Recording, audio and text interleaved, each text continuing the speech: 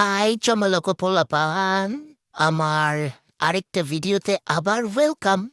So এই ভিডিওতে যেটা করব সেটা হচ্ছে লাস্ট মোমেন্ট অফ রমাদানে কি কি আসলে দেখলাম সেটা হচ্ছে তোমাদের সাথে দেখাবো। So welcome to my channel and let's start the video.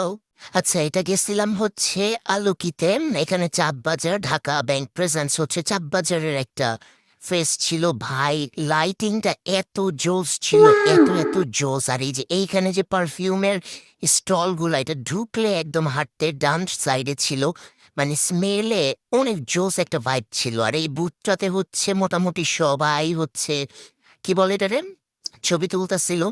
আর দুই পাশের যে দুইটা ভেন্যু ছিল, এত স্টল, ও মাই গড। ডেইলি স্টারের এই বুথটাও ভালো ছিল, উপরের লাইটিংটা এত সুন্দর ছিল। তারপর আমরা বাম সাইডে ঢুকলাম ভিতরে। এই স্টলগুলোর একটার মধ্যে দেখলাম এখানে সব হচ্ছে জুয়েলারি, যারা ছোট ছোট নোসপিন পছন্দ করে। আর এখানে হচ্ছে মেহেদি ফেস্ট। এই পুরো ফেস্টে আমার এইখানে সবচেয়ে ভালো লাগছে, আর এখানে সবচেয়ে সুন্দর ছবি আসছে। এখানে সবাই সিরিয়ালে দাঁড়ায় ছিল, কেউ ওই মেহেদি দিতে পারতেছে না, কারণ মেহেদি আর্টিস্ট নাকি আসেনি। আর এই জামা কাপড়গুলোও ভালো ছিল, 700 টাকা ডিসকাউন্টে ছিল। মাঝখানে মেয়েগুলো আবার সেলফি তুলে তারপরে যে আরো সব ওয়ান পিস গুলা দেখলাম, সবই ওয়ান পিস ছিল। তারপরে কিছু মডার্ন জামা কাপড় ছিল। তারপরে এইখানে এই আপু ভাইয়াটা আরো দেখাচ্ছে।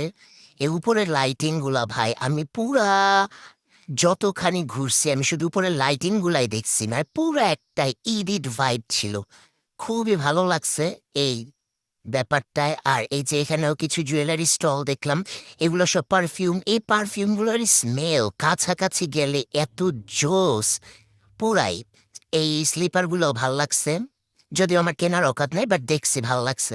তারপর আবার দেখলাম জুয়েলারি, এই সলিড চুড়িগুলো নাকি ব্যাঙ্গল নাকি, এগুলো খুব সুন্দর ছিল, বাট কিনতে পারি নাই। তারপর এইখানে আবার পারফিউম, এই পারফিউমগুলোর স্মেলও অনেক সুন্দর ছিল। এখানে আবার পাকিস্তানি জামা কাপড়, এই যে দুইটা ফ্রক সুন্দর। আর এগুলো হচ্ছে চাচের নাকি কি যেন ফাইবারের বলছিল। এই যে আবার দেখাইতেছে যে ভাঙবে না, মচড়াবে না, এগুলো সব দেখাইতেছে। তারপর ওইখান থেকে আবার বের হইলাম, এই যে বুথটার সামনে আবার আসলাম, অনেকগুলো ছবি তুললাম। এই যে ছবি তুলতেছিল উনি আবার বসে পড়লো কেমনে জানি।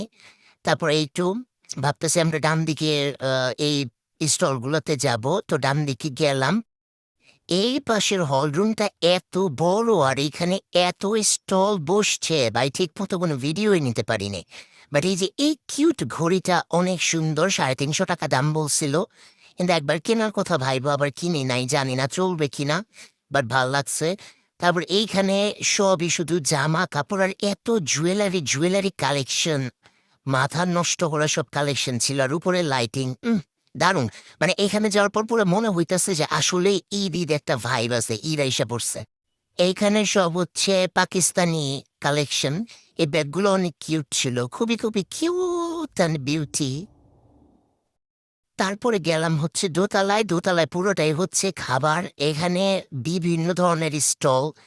কিন্তু অবাক হয়ে গেছি, চটপটি ফুচকা নাকি 200-250 টাকা। আর এটা হচ্ছে আদিবাসীদের কি একটা খাবার জানি বললো, জানি না, বাট ভাবছিলাম প্রথমে খাবো, কিন্তু পরে খাই নাই।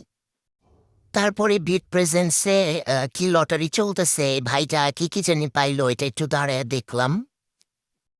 তারপরে এই তো বাসায় চলে যাই, আবার নেক্সট একটা ভ্লগে দেখা হবে। Till then, bye bye and Eid Mobarak.